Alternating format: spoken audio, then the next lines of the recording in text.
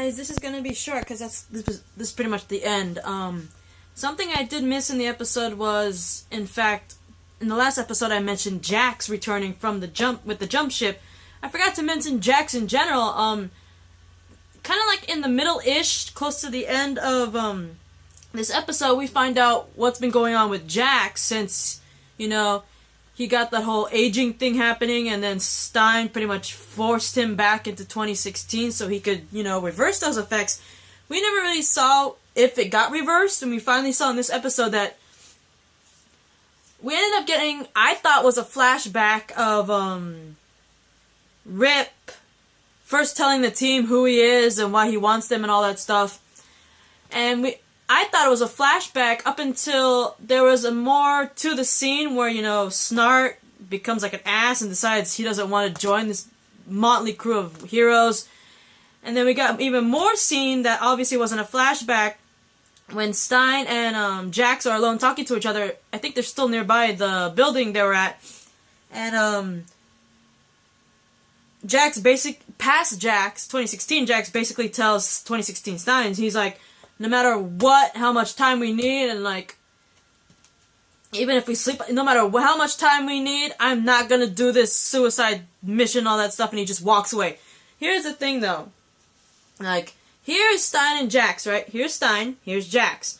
They're talking, Jax says he's not gonna do it, and he walks away like that way, right? And all of a sudden, Jax comes back to Stein like this, and it confuses everybody, because not only does he come back in a different direction from when he left, because he went that way, and then he comes back this way. He came in a short amount of time when he left, and he's wearing a different outfit. So obviously, the one that came towards Stein afterwards is the Jax that was sent back to 2016 to reverse his condition. Long story short, he works with the past 2016 Stein, I think, to repair something on the ship so he can go back to everybody. Which was a pretty cool thing to see, you know, that sending Jax back in time did help with that whole aging thing. And he does have another bonding moment with Stein, even though it's not his Stein that he's bonding with. But anyway, going back, I don't want to get into too much detail about that, because like I said, this is just a small minor video, because it's pretty much the end.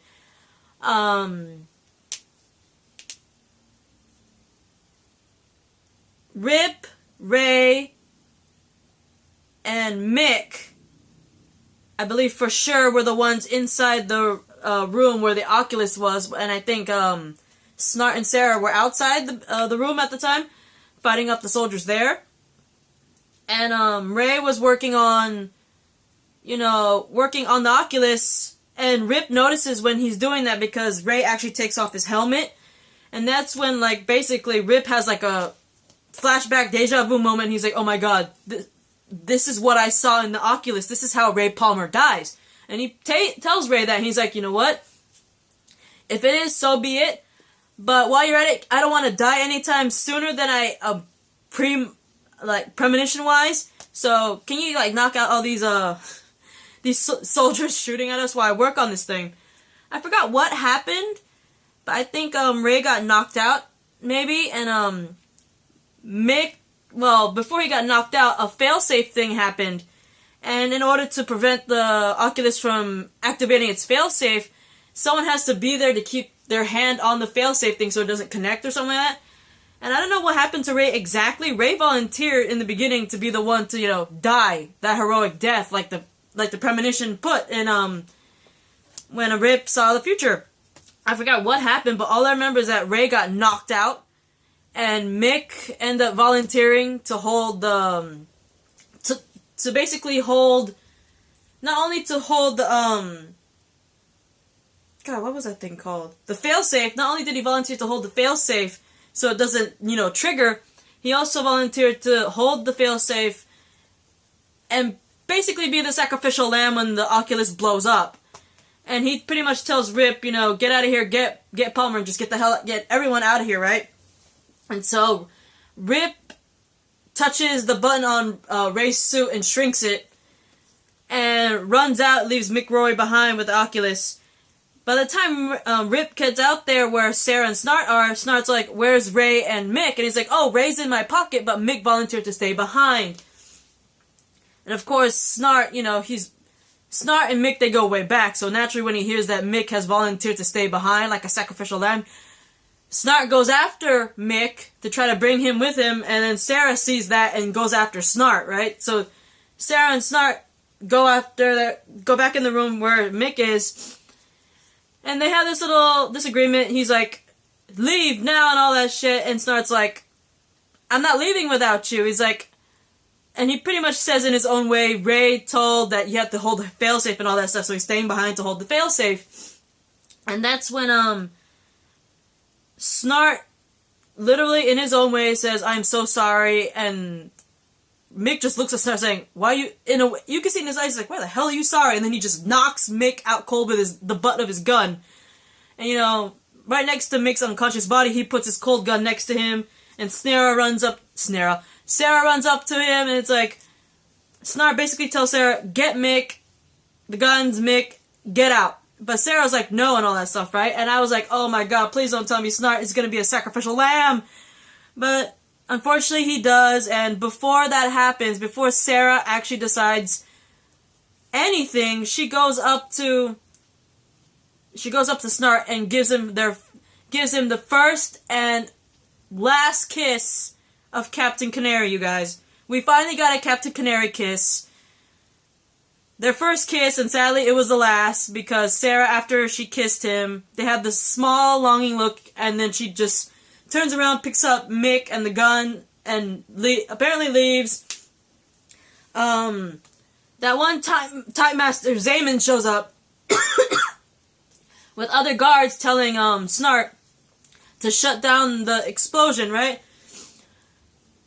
What I thought was really cool was the fact that Snart just looks at the guy, the Time Master, and like all those guards, and he literally says, and I think he actually beat out Ultron when he said this, because remember, in that movie, Avengers Age of Ultron, Ultron himself actually said these lines. Snart actually looks at Zayman and those soldiers, and he's like, there are no strings on me, just before the Oculus explodes, and then the jump ship escapes and all that stuff.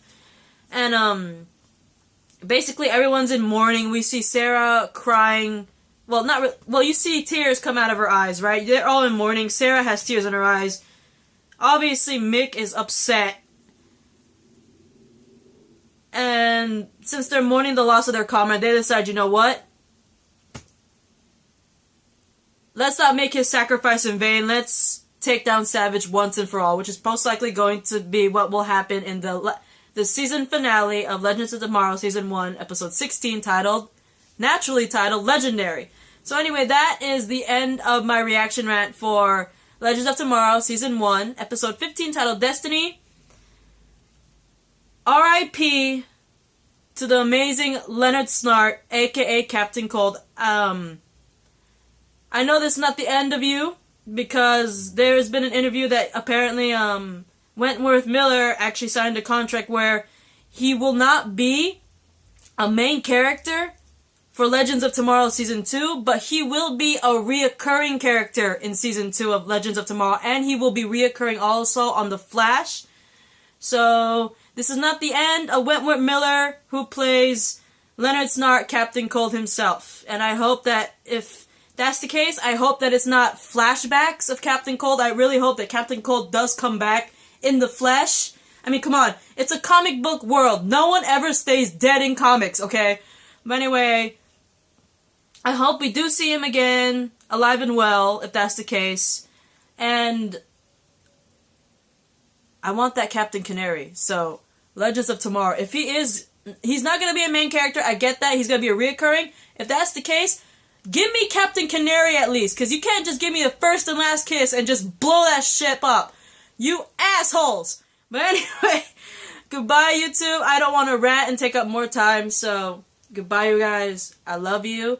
And I will, hang on, what am I missing?